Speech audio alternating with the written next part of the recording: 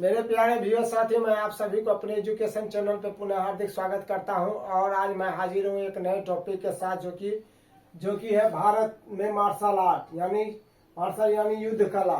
भारत में प्राचीन एक युद्ध कला है जिसका नाम है मुष्टि युद्ध। अब मुष्टि युद्ध क्या है? तो देश के पुराने शहरों में से एक वाराणसी में उत्पन्न मुष्टि युद्ध, यानी इस मुष्टि युद्ध का जो है उत्पन्न कहाँ हुआ था? हमारे देश के जो वाराणसी शहर में हुआ था। और ये एक निशस्त्र मार्शल आर्ट है। और ये मार्शल आर्ट जो है बिना शस्त्र का है, यानी हाथ में कोई सामान नहीं रहे, कोई नहीं, न तलवार न भाला, कुछ नहीं रहेगा। इसमें जो मुक्केबाजी के समान है, और इसमें सिर्फ मुक्केबाजी के समान है। और इसमें जैसे कि आप शरीर के अंग को इस्तेमाल कर सकते, जो भी हमारा अंग है।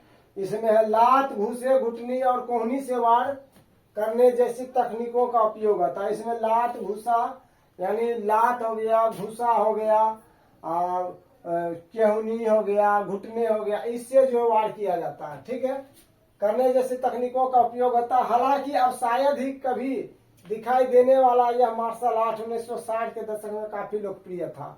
और यह सब अभी युद्ध बहुत कम ही दिखाई पड़ता है। और एक समय था 1960 के दशक में जो काफी लोकप्रिय हुआ करता था ना, मगर आजकल तो अभी इस सब जमाना खत्म हो गया है ना। आजकल बस युद्ध कला यानी लड़ने की कला में क्या इस्तेमाल होता है? डायरेक्ट जिसके पास जो निकलता है ना, गोली, बंदूक, बमबारी, यही सब नहीं करता आजकल। तो मुष्टि युद्ध में शारीरिक, मानसिक और आध्यात्मिक तीनों पहलुओं का समागम था। मुष्टि युद्ध में जो है शारीरिक, मानसिक और आध्यात्मिक तीनों पहलुओं का समागम था। इस कला में होने वाली लड़ाइयों को 4 वर्गों में विभक्त किया गया। और इस कला में जो लड़ाई होता था उसको 4 वर्गों में विभक्त किया गया है। महत्वपूर्ण है इसका नामकरण। और इसका जो नामकरण जो पड़ा था, मुष्टि युद्ध कैसे पड़ा था? हिंदू देवताओं के आधार पर किया गया था। इसका हिंदू देवताओं के आधार पर किया गया है, जो एक विशेष प्रकार के कला के रूप में श्रेष्ठ है। और विशेष प्रकार कला के रूप में श्रेष्ठ है। पहला कहा जाता है जम्बूवंती। पहला कौन सा है? जम्बूवंती, जिसका अर्थ है प्रतिद्वंदी को उलझाकर और पकड़कर रखते हुए आत्मसमर्पण करने के लिए विवश करना। जम्बूवंती का अर्थ होता है प्रतिद्वंदी को उलझाकर रखो, पकड़कर रखते हुए आत्मसमर्पण के लिए विवश करना। आत्मसमर्पण मतलब वो अपना हार मान रहा है।